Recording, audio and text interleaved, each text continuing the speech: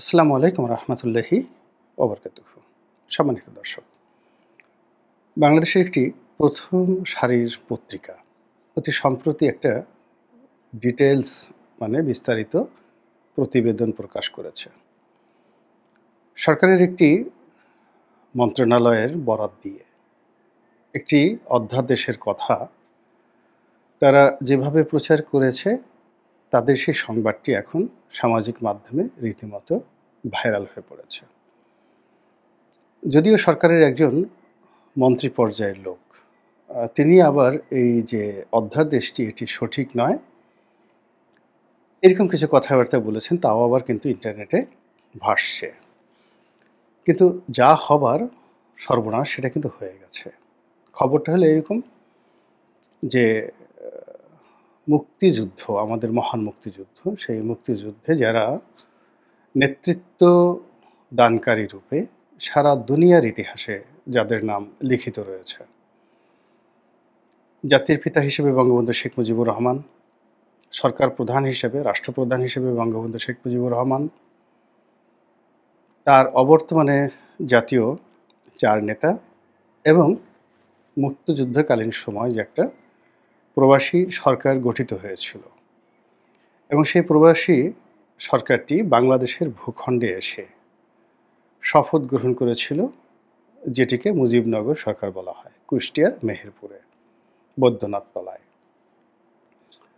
একটি সরকার, বিপ্লবী সরকার গঠন করার জন্য যা যা দরকার, সেই দিন সেই কুষ্টিয়ার যে মুজিবনগরে যে জাতীয় প্যারেড অনুষ্ঠিত হয়েছিল, যে কুচকাওয়াজ অনুষ্ঠিত হয়েছিল, যে শপথ গ্রহণ করা হয়েছিল, সব কিছুই ছিল আন্তর্জাতিক মানের।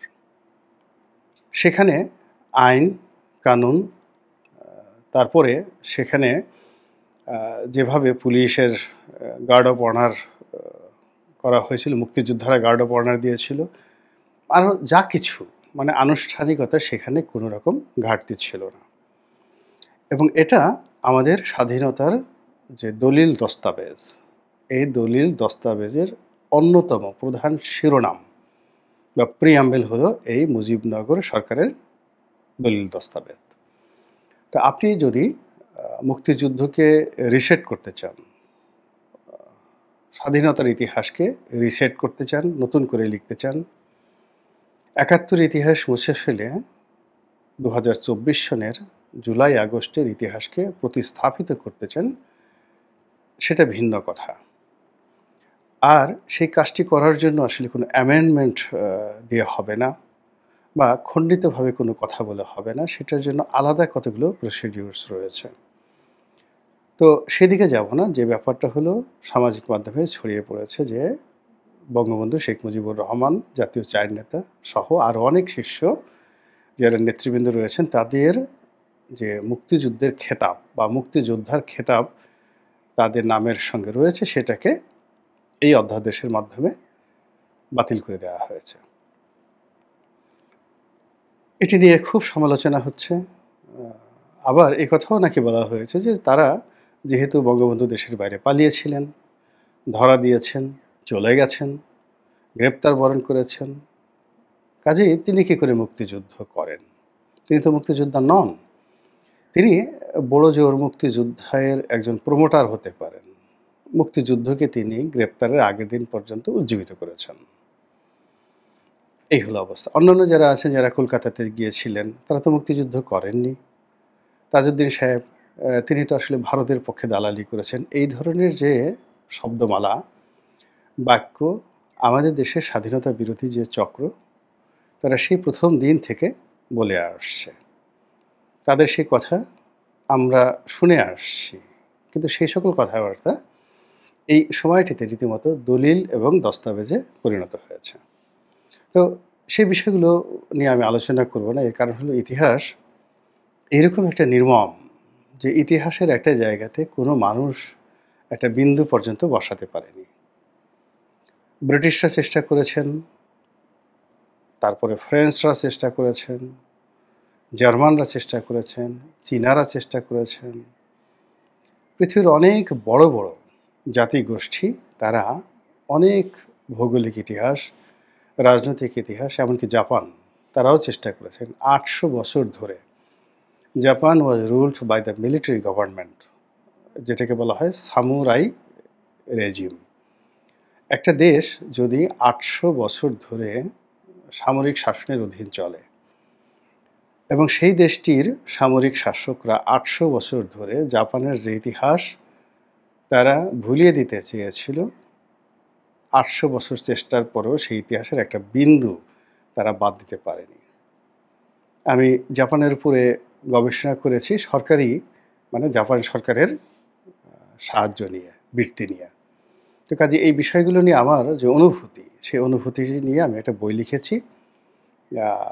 সেই বইতে ইন ডিটেলস আমি বলেছি। এখানে বলতে গেলে হয়তো অনেকের ধৈর্যচ্যুতি ঘটবে। আমি শুধু সংক্ষেপে বলছি যে বাংলাদেশের ইতিহাস নিয়ে কিছু বলার দরকার নেই, কিছু করারও দরকার নেই। ইতিহাস তার আপন বাঁকে যার যার জায়গা যতটুকু রয়েছে তাকে সেই জায়গাতে স্থাপিত করবেন অথবা প্রতিস্থাপিত করবেন ইতিহাস। আমি সম্মান রেখে করবে না বলে ইতিহাসকে করবেন বললাম।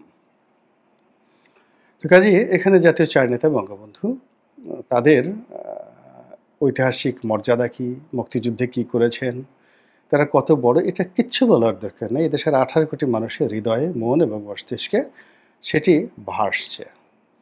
কিন্তু কিছু মানুষ আমাদের সমাজে যারা রয়েছেন, যারা মানে শুধুমাত্র পাপী বললে তাদেরকে খুব ছোট করা হবে। ৭১ যদি রেপিস্ট থাকে কেউ, ধর্ষণকারী কেউ থাকে, কিয়ামতের ময়দানে যাদেরকে সেই ধর্ষণকারীদের নেতা, হুকুমদাতা হিসেবে আল্লাহর দরবারে দাঁড়াতে হবে। দুনিয়ার বিচার সব কিছু নয়। যারা ৭১ বাড়িঘর লুট করেছেন, নরনারীদেরকে তুলে দিয়েছেন পাখানারদের হাতে, মায়ের সামনে যুবক পুত্রকে নির্মমভাবে নিষ্ঠুরভাবে খুন করেছে পাকিস্তান আর্মি এবং তাদের দোসখোর রাজাকার আল-বদর আশ-শামস। আমরা আমাদের সীমাবদ্ধতার কারণে আমরা তাদের একটা পশমও এখন পর্যন্ত স্পর্শ করতে পারিনি। তারা তাদের মতোই আছে, হয়তো চুপ আছে, হয়তো চেহারা পাল্টেছে, হয়তো বোল পাল্টেছে, হয়তো সুযোগ এবং সুবিধা মতো মাঝে মধ্যে ফোঁসফাস করেছে। কিন্তু তাদেরকে আমরা কালচারালি, অর্থাৎ সাংস্কৃতিকভাবে আমরা তাদেরকে দমন করতে পারিনি।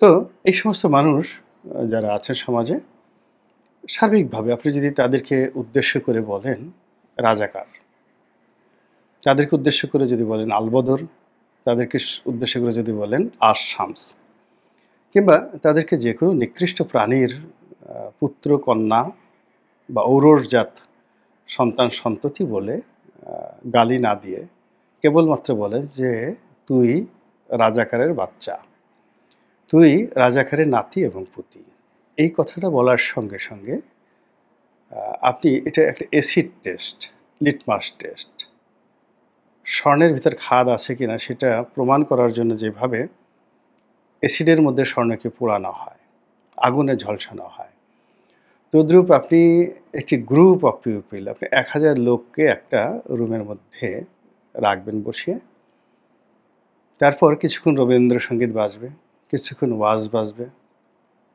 কিছুক্ষণ জিকির হবে, আশকার হবে, তারপর আপনি সবার ভিডিও করবেন। ভিডিওর করে খালি 3টি শব্দ, তুই রাজাকার, তুই রাজাকারের বাচ্চা, তুই রাজাকারের নাতিপুতি, এই 3টি শব্দ 3 বার করে উচ্চারণ করে আপনি ভিডিও ধারণ করবেন। এরপর আপনি ওখানে যারা উপস্থিত তাদের চোখ দেখবেন, মুখ দেখবেন, অভিব্যক্তি দেখবেন, সঙ্গে সঙ্গে আপনি বুঝতে পারবেন যে কাদের মধ্যে পাক হানাদারদের যে বীজ বা বীর্য রয়েছে, কাদের শরীরে পাকিস্তানের রক্ত আছে, কাদের মন এবং মননে পাকিস্তানের পতাকা আছে, কাদের হৃদয়ে পাকিস্তান প্রীতি রয়েছে, আপনি মুহূর্তের মধ্যে বুঝতে পারবেন। ওই শব্দ 3টি উচ্চারণের সঙ্গে সঙ্গেই কিছু মানুষ বলে উঠবে সুবহানাল্লাহ, কিছু মানুষ বলে উঠবে জয় বাংলা, কিছু মানুষ বলে উঠবে বাংলাদেশ জিন্দাবাদ, কিছু মানুষ খুশি হবে, আর কিছু মানুষের মননে, মস্তিষ্কে, চেহারাতে রীতিমতো বজ্রপাত হবে। এটা হলো ইতিহাসের নির্মম প্রতিশোধ। ইতিহাস এই গালিগুলো এই বাংলার জমিনে আবু জেহেলের মতো, আবু লাহাবের মতো, ফেরাউনের মতো, হামানের মতো কুৎসিত, বিশ্রী এবং অশ্রাব্য করে দিয়েছে। যারা মুক্তিযোদ্ধা, মুক্তিযোদ্ধাদের নাতিপুতি, বংশধর, তারা জেনে হোক না জেনে হোক এই অস্ত্রটি প্রয়োগ করেছে। তারা বুঝে হোক না বুঝে হোক সমাজে বিভেদ তৈরি করার জন্য, রাজাকারদেরকে অ্যাসার্টেন করার জন্য তারা সবসময় এই শব্দমালাগুলো উচ্চারণ করেছে। ফলে কি হলো, আমাদের সমাজের কিছু মানুষের মনে পার্মানেন্টলি কিছু ড্যামেজ তৈরি হয়ে গেছে, ভীষণ রকম ড্যামেজ তৈরি হয়ে গেছে। তারা প্রতিশোধ পরায়ণ হয়ে গেছে। এখন এই প্রতিশোধ পরায়ণ হওয়ার কারণে তাদের উপর যে গালি, তাদেরকে যে গালিগুলো দেয়া হয়েছে বা দেয়া হচ্ছে এবং আগামীতে দেয়া হবে, সেই গালিটি তারা লেজ কাটা সেই শেয়ালের গল্পের মতন করে অন্য অনেক মানুষের নামের সঙ্গে তারা সংযুক্ত করে দিতে যাচ্ছে। এবং বিশেষ করে যারা মুক্তিযুদ্ধে নেতৃত্ব দিয়েছেন, মুক্তিযুদ্ধটাকে ম্যাটেরিয়ালাইজ করেছেন, মুক্তিযুদ্ধের যে ভাবমূর্তি, মুক্তিযুদ্ধের যে মানচিত্র, মুক্তিযুদ্ধের যে পটভূমি যারা রচনা করেছেন, তাদের টুপির উপর রাজাকার লাগবে, জামার উপর আলবদর লাগবে, প্যান্টের সঙ্গে আশামস লাগবে, জুতার উপরে পাখানাদার বাহিনীর মনোগ্রাম লাগবে। এইভাবে তাদেরকে কালার্ড করার জন্য সেই স্বাধীনতার পর থেকে আজ অবধি নানা রকম ন্যারেটিভ তৈরি করা হয়েছে এবং সেই ন্যারেটিভেরই একটি অংশ এই সময়টাতে এসে বিস্ফোরিত হয়েছে।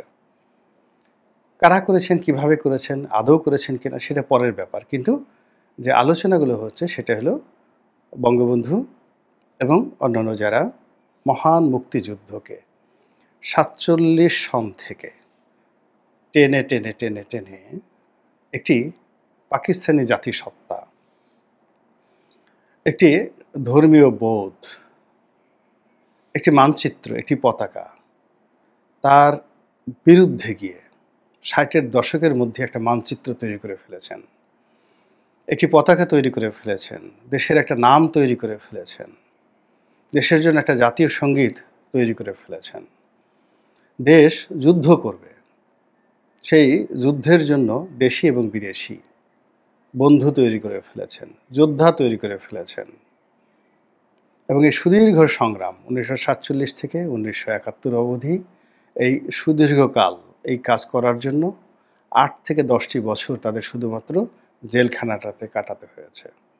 পরিবার পরিজন, জীবন যৌবন সব কিছু নিঃশেষ করে দিয়ে মুক্তিযুদ্ধটি যখন একেবারে অনিবার্য, এখনই ফুটবে, এখনই ফুটবে, তখন এই মুক্তিযুদ্ধের যিনি মালি, যিনি মালাকার, যিনি এই গাছ বপন করেছেন বা যারাই গাছ বপন করেছেন, কৃষক, সেই একই কৃষক, আবার যারা এটা পরিচর্যা করেছেন, মালি, আর এই পরিচর্যিত যে ফুলের বাগান, সেই বাগান থেকে যে ফুল আহরিত হয়েছে, সেই ফুল দ্বারা মালা তৈরি করেছেন, মাল্য তৈরি করেছেন 7.5 কোটি বাঙালির গলায় সে মালা পরিয়ে দেওয়ার জন্য।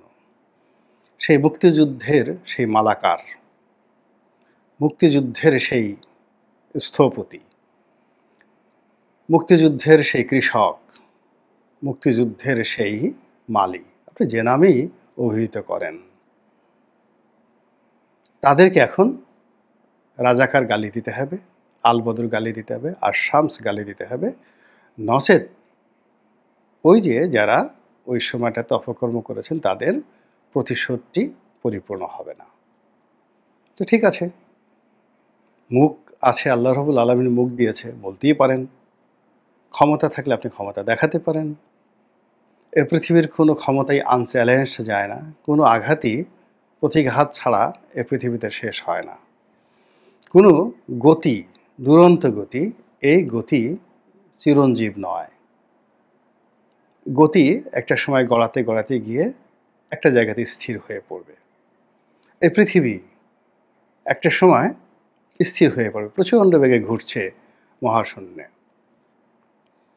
তার বিশাল ক্ষমতা, মাধ্যাকর্ষণ শক্তিতে পৃথিবীর সমস্ত পাহাড় পর্বত সে আকৃষ্ট করে রেখেছে। মহাশূন্যের, মহাকাশের যে মহাকর্ষণ শক্তি, সেটা নক্ষত্রপুঞ্জ, গ্যালাক্সি, সূর্য, তাদের সঙ্গে পৃথিবীর যে সম্পর্ক, সেই মহা সম্পর্কের কারণে পৃথিবী মহাশূন্যে হেলে দুলে বেড়াচ্ছে। আর সেই পৃথিবীর হেলে দুলে বেড়ানো যে অবস্থা, সেই অবস্থাকে উপভোগ করার জন্য আমরা এই পৃথিবীতে হর্মমার রাজি গড়ে তুলছি। আমরা এই পৃথিবীতে যে বড় বড় পাহাড় দেখছি, সমুদ্র দেখছি, তাদের রং ঢঙে আমরা উতাল হয়ে যাই। সমুদ্রের ঢেউ দেখলে আমাদের গান রচনা করতে ইচ্ছা করে, ঝাঁপিয়ে পড়তে ইচ্ছা করে। আকাশের রং দেখলে আমরা পাগল হয়ে যাই। কিন্তু এগুলোর একটা শেষ আছে, এবং সেটি আল্লাহ রাব্বুল আলামিন পবিত্র কালামে বর্ণনা করেছেন। কিয়ামতের পরে আল্লাহ বলবেন, ইয়াউমা হুম বারিজুনা লা ইয়াখফা আলাল্লাহি মিনহুম শাইউন লিমানিল মুলকুল ইয়াউম লিল্লাহিল ওয়াহিদিল কাহ্হার। তো এই যে পৃথিবীকে উদ্দেশ্য করে আল্লাহর সেদিনের বক্তব্য হবে যে, হে পৃথিবী, তোর ওই জমিনে যে সকল উদ্যত বাদশাহ, রাজা, তারা যে ঘুরে বেড়াতো, তারা আজ কোথায়? আইনা মুলুকি, তারা কোথায়? আল্লাহ পৃথিবীকে জিজ্ঞাসা করবে, তুই যে পৃথিবীর উপর, তোর বুকের উপরে বড় বড় পাহাড় পর্বত চাপিয়ে খুব গর্ব অনুভব করতি, সেই পাহাড় কোথায়? কোথায় সেই হর্মরাজি? কোথায় সেই বৃক্ষলতা গুল্ম? পৃথিবী তখন চুপ হয়ে থাকবে। তো এই হলো পৃথিবীর ইতিহাস। তো সেই ইতিহাসের মধ্যে আমরা যারা কোনো কিছু না বুঝে নতুন ইতিহাস ঢুকানোর চেষ্টা করি, তাদের এই পৃথিবীতে কি পরিণতি, এবং পৃথিবীর পরবর্তী আল্লাহ রাব্বুল আলামিন যে একটা পারলৌকিক জীবন আমাদের জন্য রেখেছেন, সে জীবনে তাদের যে কি পরিণতি, সেটি হয়তো আমরা এই দুনিয়াতেই দেখে যেতে পারব। আল্লাহ আমাদের সবাইকে হেদায়েত দান করুন এবং হেফাজত করুন। আসসালামু আলাইকুম ওয়া রাহমাতুল্লাহি ওয়া বারাকাতুহু।